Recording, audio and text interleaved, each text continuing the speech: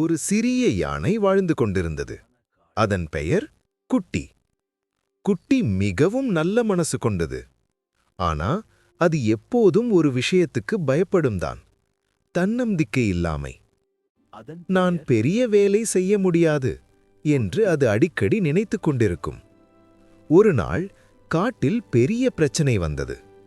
காட்டின் நடுவில் இருந்த சிறிய குளம் மெல்ல மெல்ல வறண்டு கொண்டிருந்தது.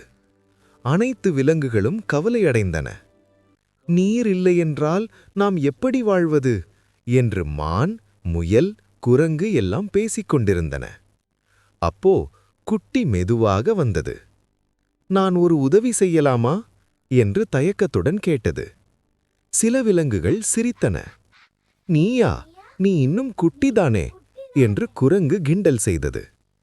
குட்டியின் கண்களில் கண்ணீர் துளிகள் வந்தது. ஆனா அது மனம் உடையவில்லை. அது அமைதியாக குளத்துக்கருகே சென்றது.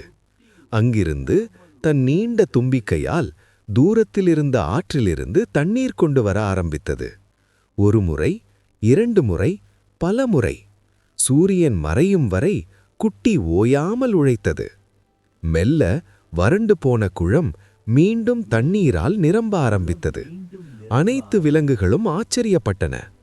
வாவ், குட்டி நம்மை காப்பாத்திச்சு என்று எல்லோரும் மகிழ்ச்சியாக கூச்சலிட்டனர்.